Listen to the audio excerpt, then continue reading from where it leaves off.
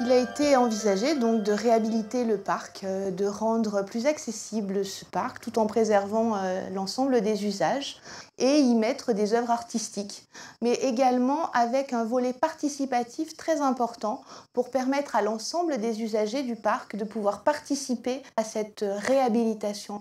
Et je pense que cette notion, en tout cas, d'atelier participatif dans l'élaboration des œuvres a été une véritable réussite. C'est là, je pense, la clé du succès d'un parc pour tous.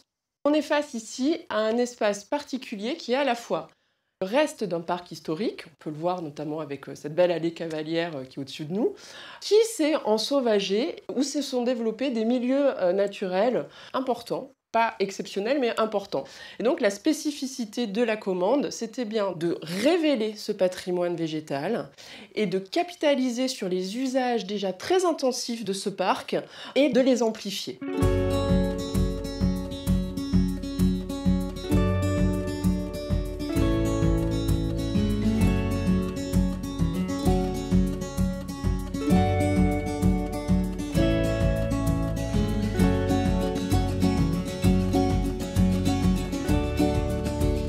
Le collectif Dérive avait en charge la conception et la réalisation des fabriques, des 6 œuvres qui étaient réparties au long des 17 hectares du parc et qui parlaient de la nature, de l'animalité, de la manière dont les animaux habitent les espaces.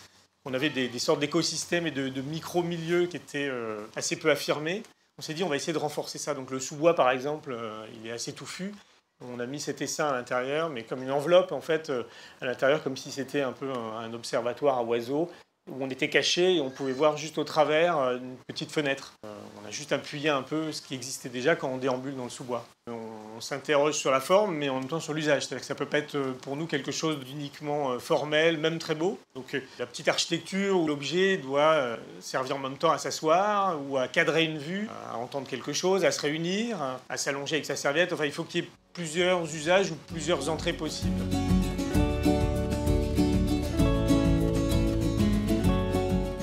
La spécificité de ce projet, c'est qu'au cours des 2 années qu'on a passées tous ensemble, il y a eu 6 ou 7 séquences en fait, de travail régulières qui ont un peu jalonné l'ensemble de notre parcours sur ce territoire et pour réaliser l'ensemble des 6 œuvres d'Anima Motrix. Et à chaque fois, c'est des temps qu'on agrège les uns par rapport aux autres et qui font qu'on a tous un temps de vie collective. Et c'est ça un peu le plus essentiel en fait.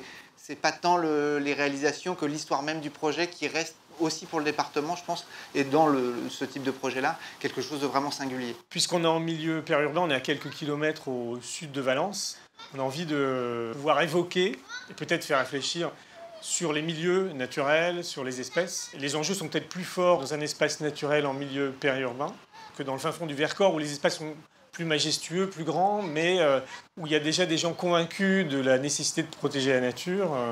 On sent un vrai espace de sérénité à quelques minutes d'une vie urbaine bien plus trépidante et je pense que ce joyau-là, cet espace naturel sensible drômois, est un joyau de notre département.